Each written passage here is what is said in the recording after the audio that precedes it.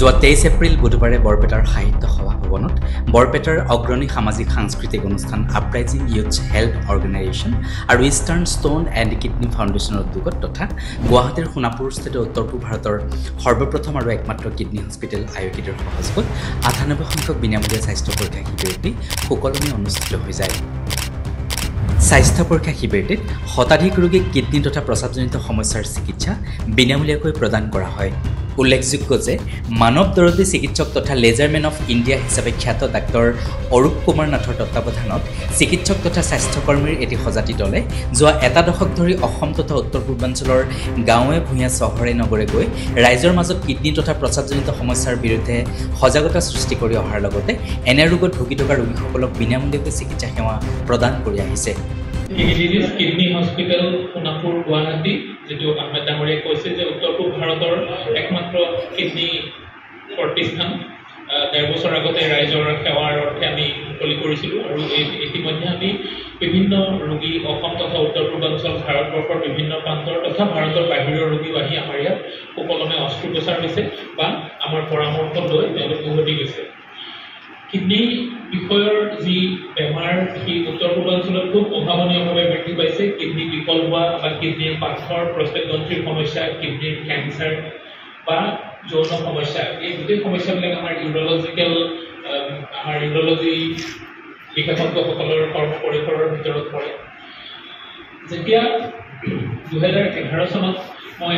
আহমেদাবাদৰ বিজে মেডিকেল কলেজৰ পৰা আহি ইয়াতে উত্তৰ পূৰ্বাঞ্চলত মোৰ নিউৰলজিৰ সেৱা আৰম্ভ কৰিছিলোঁ, তেতিয়া দেখিছিলোঁ যে আমাৰ ৰোগীসকলৰ মাজত সজাগতা সচেতনতাৰ এটা অভাৱ থকাৰ কাৰণে তেওঁলোকৰ গোটেই ৰোগবিলাক হয়তো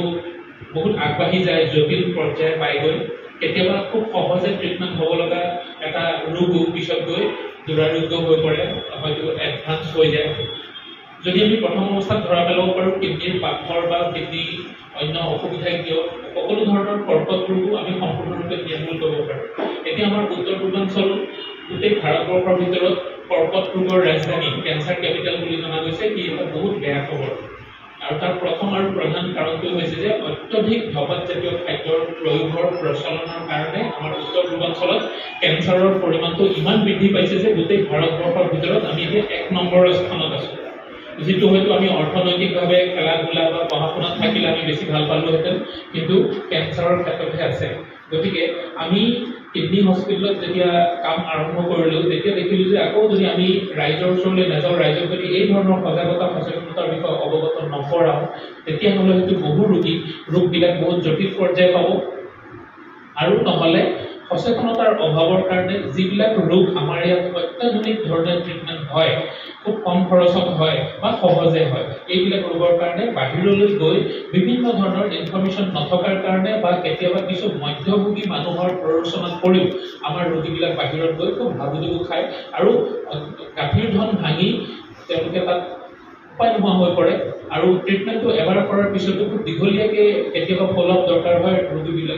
যিকোনো ৰোগৰ কাৰণে অস্ত্ৰোপচাৰৰ পিছতো। কিন্তু একবাৰ গৈ বাহিৰত ট্ৰিটমেণ্ট কৰি আহি দেখা যায় যে ৰোগীসকল আহি সৰ্বশান্ত হয় আৰু আকৌ যাব নোৱাৰে। তাৰপিছত ইয়াতো বাকী ক্ষেত্ৰত কিছু ডক্টৰে তেওঁলোকক ভালকৈ নাচায়, তেনেকুৱা কিছু অসুবিধাৰ সন্মুখীন হয়। গতিকে আমি মনস্থ কৰিলোঁ যে আমি বিনামূলীয়াকৈ আমি ৰাইজৰ মাজত এই সজাগতা আৰু সচেতনতাৰ এটা আমি